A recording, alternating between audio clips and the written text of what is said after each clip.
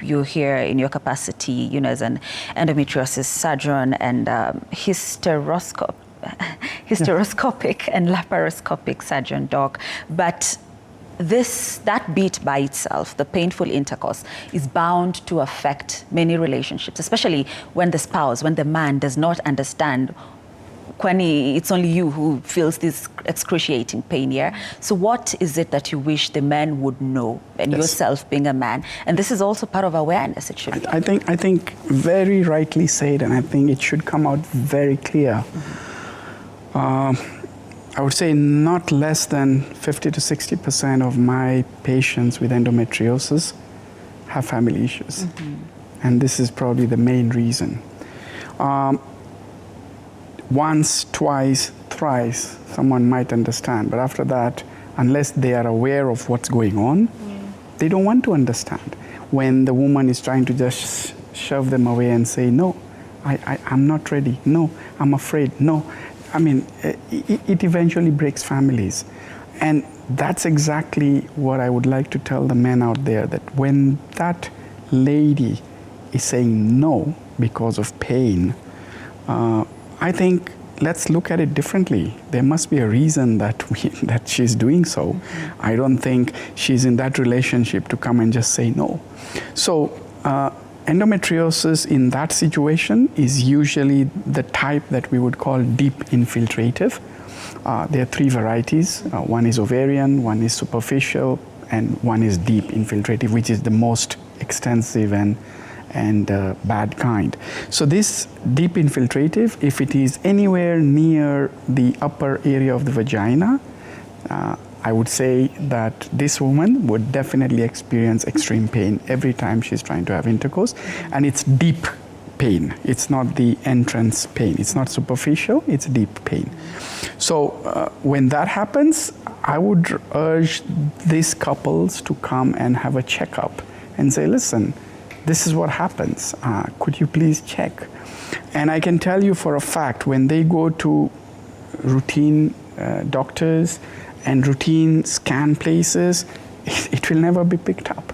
So you see, they'll always come back with a report saying normal.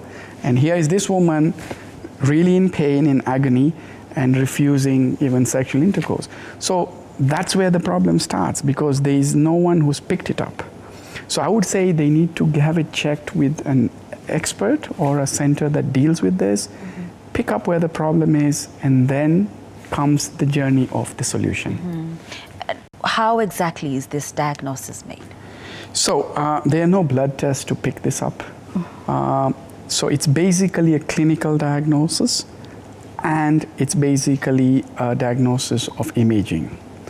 The best imaging modality today to pick up this disease would be an ultrasound diagnosis, which is preferably done transvaginally. So if a woman is already active sexually, we can do the transvaginal scan. If not, then they sometimes do transabdominal, but that's not accurate enough. And in those cases, then an MRI of the pelvis could help. So the diagnostic modality of choice is a transvaginal scan, ultrasound, and preferably done by someone who understands endometriosis, not even just by normal radiologists or sonographers who may not understand the clinical aspect of the disease. So it's clinical exam, history taking, and the ultrasound. How about the causes? The causes of endometriosis. The cause? Yes. Well, I would say that this is a very complex disease. It's actually even called in some places a disease of theories. What we mean by that is there's so many of these theories postulated as to why it happens. None of them answers all the questions, and none of them is wrong in itself. So when there are 5, 6, 7 postulated theories all saying this could be because of this, we could answer one patient's symptoms with one of the theories, but then when you go to this other one, you'll be like, no, but that doesn't explain why she should have gotten it. So there's tissue injury and repair, there's retrograde menstruation, there's coelomic metaplasia. There's so many different theories, medically speaking, but none of them answers. So it's not genetic. So you can't say I that. wanted us to get. Yes, it's not genetic, but we have seen many situations where two sisters have it, and where a mother had it and now the daughter has had it. But I don't think it's genetic. It's just by coincidence that yes, these two developed it.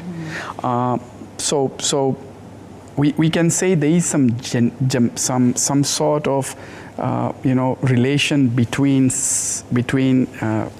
blood relations, but we don't have a theory that explains why it should happen, because we've even seen two sisters totally different, but we've also seen two sisters having similar extensive disease.